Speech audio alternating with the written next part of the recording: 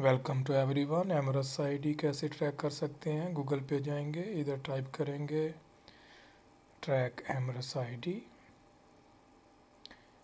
उसके बाद एंटर पे क्लिक करेंगे तो एक न्यू पेज ओपन हो जाएगा। आईसीपी ये ऑफिशियल वेबसाइट है, इसके ऊपर आप क्लिक करेंगे तो एक नया पेज ओपन होगा। नीचे स्क्रॉल करेंगे,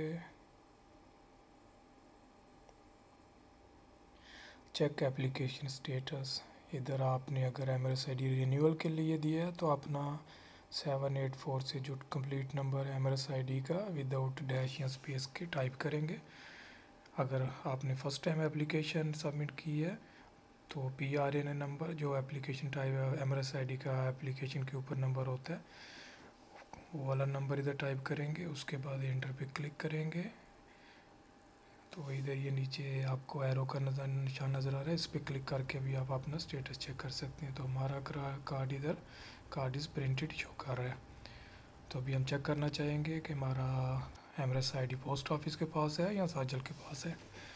अगर तो इधर कार्ड प्रिंटेड आ रहा है तो आप एमआरएस पोस्ट की वेबसाइट पे जाएंगे, गूगल पे एमआरएस पोस्ट ऑफिस टाइप करेंगे, नीचे स्क्रॉल करेंगे, एमआरएस पोस्ट लिखेंगे।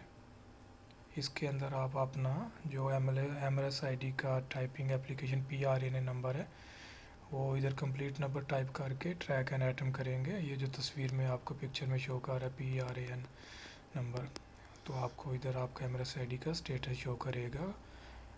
अदरवाइज़ जहाँ पे कार्ड प्रिंटेड आया ICP के एप्लीकेशन वेबसाइट के ऊपर, उधर आपको जाजल का ट्रैकिंग नंबर शो करेगा। वो सेम ऐसे जाजल पोस्ट लिख के इसके अंदर ट्रैकिंग के अंदर आके आप वो पेस्ट नंबर लिखें, जाजल ट्रैकिंग नंबर, और ट्रैक करके आप चेक कर सकते हैं कि आपका एमआरएस आईडी का स्टेटस क्या है। शुक्रिया।